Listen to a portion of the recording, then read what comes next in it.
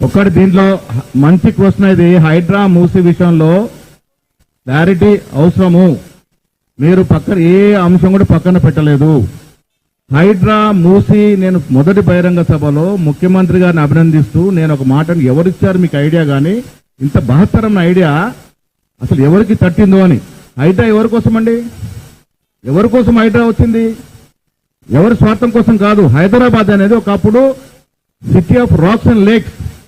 నిజాం కాలం నుంచి కూడా 2500 చిన్న చిత్కర చెరువులు కుంటలు ఉండేవి. భారీ వర్షం పడితే వాన నీరంతా కుంటలకు పోయేది, మన సురక్షితంగా ఉండేది. ఇలా హైదరాబాద్ లో నేను నార్సింగ్లో ఉంటే ఫస్ట్ ఫ్లోర్ నీళ్లు వస్తా ఉన్నాయి. ఎందుకు వస్తా ఉన్నాయి?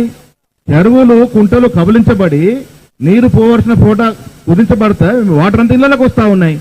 హైదరాబాద్ సురక్షితంగా ఉండాలి, పూర్వవైభవం రావాలంటే హైడ్రా తీసుకొచ్చినారు.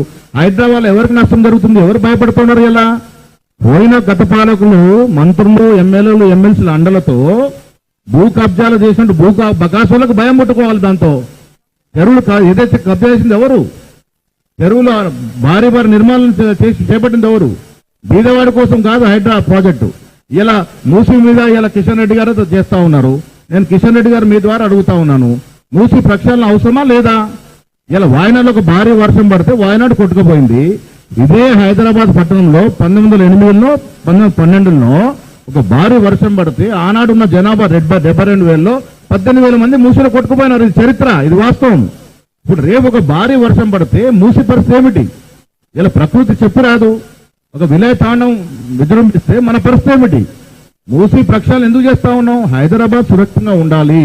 క్లైమేట్ పరంగా హైదరాబాద్ ఒక సురక్షిత ప్రాంతంగా దేశంలో పేరుగాంచాలి. అప్పుడే కదా మన పెట్టుబడులు వచ్చేవి. సో ఎవరు స్వార్థం కోసం తీసుకొచ్చింది కాదు, ఇది భవిష్యత్ తరాల కోసం. మా తరం అయిపోయింది, 50+ వచ్చాం.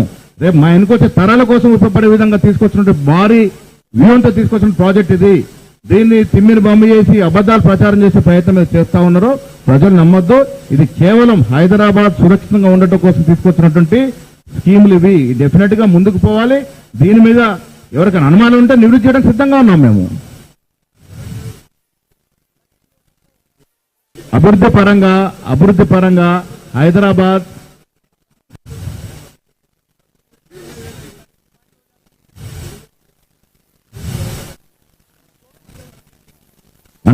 అందుకే కదా ఇప్పుడు మూసీ ప్రక్షాళన హైడ్రా తీసుకురావడానికి కారణం కూడా అంటే 4 ఏళ్ల కింద 5 ఏళ్ల క్రితం వరంగల్లో జరిగినటువంటి ఒక నీటి ప్రళయం, అది కూడా ఉదాహరణకు తీసుకునే ఇలా హైడ్రా మూసీ దాని మీద ఒక ప్రక్షాళన కార్యక్రమం చేపట్టినాం. Thank you.